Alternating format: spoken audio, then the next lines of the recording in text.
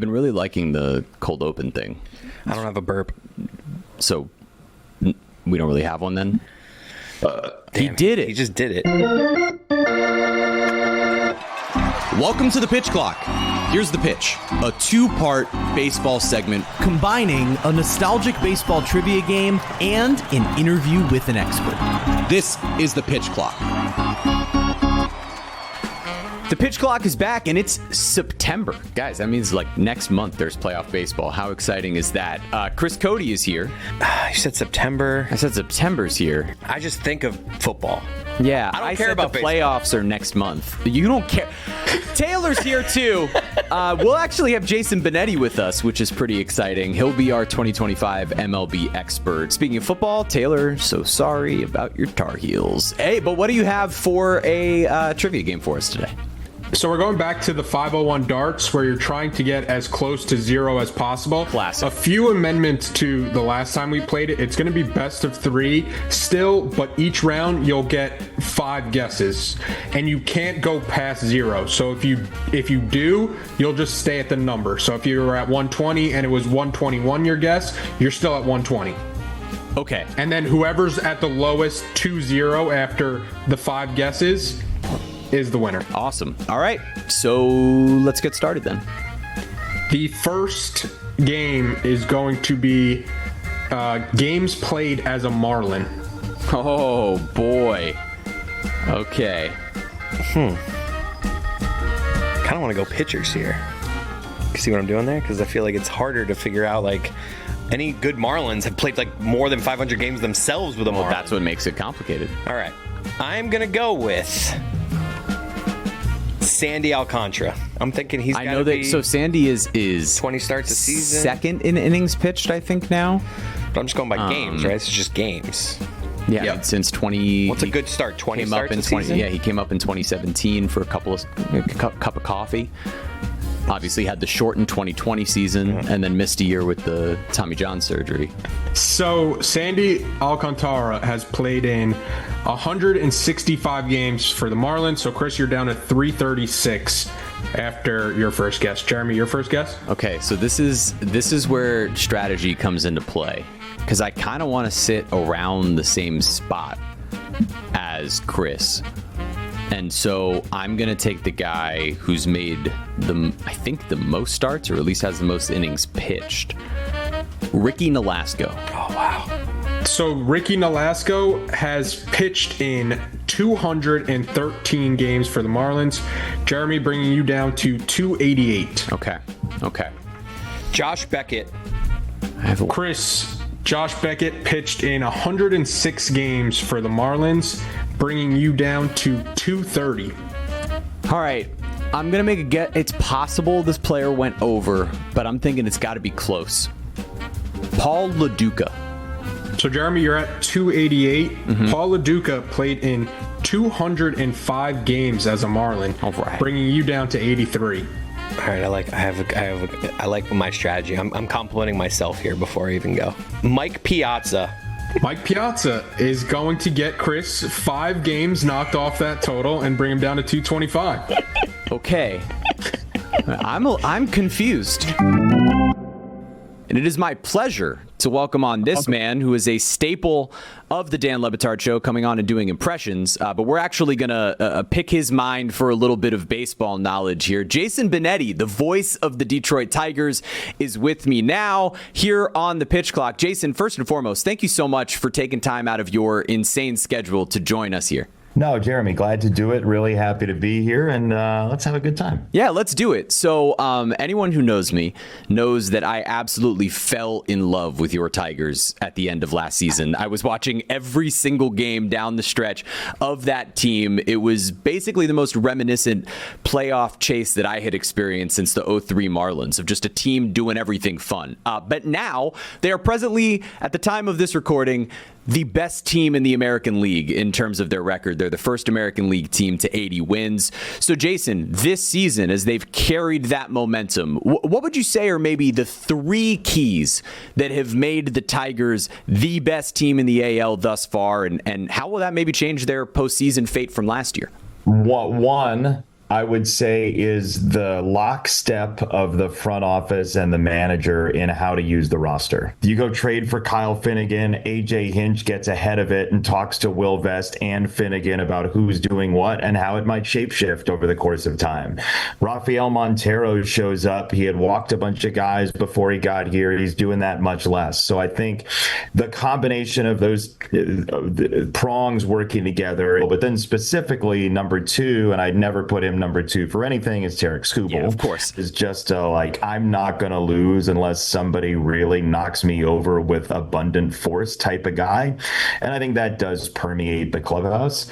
And then I would say the third thing is just pressure. Pressure on the base paths, pressure on batters from Skubal, like pressure with a pretty deep lineup when they're healthy. And I think the Tigers sometimes can make people introspective on the mound. Like they make you think about what's happening to you in the moment. And I think that is a sneaky, really good trait. If you're sitting there from a Tigers perspective, as you know, they march toward the postseason, who would be the American League team that you look at and you go, man, that might be the team that scares Detroit the most? There's nobody that you're like, oh, let's line up to play this team. Right. I think the American League, like every American League team has a reason that you could say, ooh, I don't know, man. Like, I don't know. I think the one thing that you want is to not be in the wild card round. Yes. I think the American League is deep enough that being the 2 seed should really matter for the Tigers. That's just my personal opinion. To me, though, I think there is great value in missing the first round and getting to the division series by being a top 2 seed. That's what I would say is your best bet in the American League. We're just a couple of weeks away from that chase really coming into form, and you're right. That American League wildcard picture basically changes every day, and which of those teams seems the scariest to face is alternating, I mean, basically by the series. So I can't wait. I can't wait for this final playoff chase. It's going to be so much fun. I want to have my last number be like 160, and then I just got to find that one guy that played a season for the Marlins as a starter, just one season. I almost now, because of that strategy, want to just go over knowing that I'm going to take that only guy he's going to think of from him. So as if there's one guy that's played for the Marlins for one season. Ivan Rodriguez. Yep, Jeremy's playing defense here. Pudge Rodriguez played in 144 games. Yep. So, Jeremy, after the third round, you're still at 83. All right, give me Brad Penny. Brad Penny pitched in 139 games as a Marlin, bringing Chris down to 86. I'm gonna go with Braxton Garrett. Braxton Garrett has pitched for the Marlins in 65 games, bringing Jeremy down to 18. Carl Pavano. That's a good one. Carl Pavano in his 3-year career with the Marlins. Oh, no. 86! No! What? Oh, my God, dude. So the only way that I can potentially do this is if I find someone who played 18 games with the Marlins. Exactly. I am just Mike Piazza. Oh my, I'm a genius. All right. Jeremy, your best case scenario is a push. Yeah, hold on. How do I do this? How do I always deliver like this? Troy Johnston. At the time of this recording, Jeremy, you're at 18. Oh. Troy Johnston has played in 26 games. Jeremy, you're going to stay at 18. Chris Cody wins with 0. Wow. That's crazy. My favorite videos that I saw the entire last month across sports, and that was a video of you that we're going to play right now, where you were taking a golf cart between calling a Lions game and then calling a Tigers game later on. I believe it was a 1 p.m. and a 6 p.m. So as we're watching this video, how does it feel to have fans basically show you how beloved you are in this city in this way? And did you ever imagine that you would be in this particular spot as a broadcaster to get to kind of do everything? So, first of all, it was the world's shortest golf cart ride. I appreciate you saying that. I think Tiger fans and just Detroit fans in general are exceptionally smart.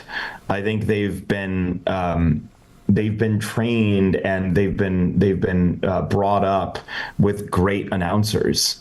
Like, you just have to be really good at the job to fit in Detroit, because literally everybody is. It's important to me to be in a place where people care about what I've dedicated my life to, and I think that's just a human instinct. I'm going to take a page out of your book on Twitter real quick, and we're going to do first name you think of. So if you guys don't follow Jason on Twitter, he basically ends up posting from all the different places that he ends up being all the time to call all these different games. He'll post a stadium pick and then first name you think of ... So I'm just going to name some teams, and we're going to go first name you think of. We're going to go rapid fire. So let's start Tigers. Miguel Cabrera. Yankees. Mickey Mantle. Arizona Cardinals.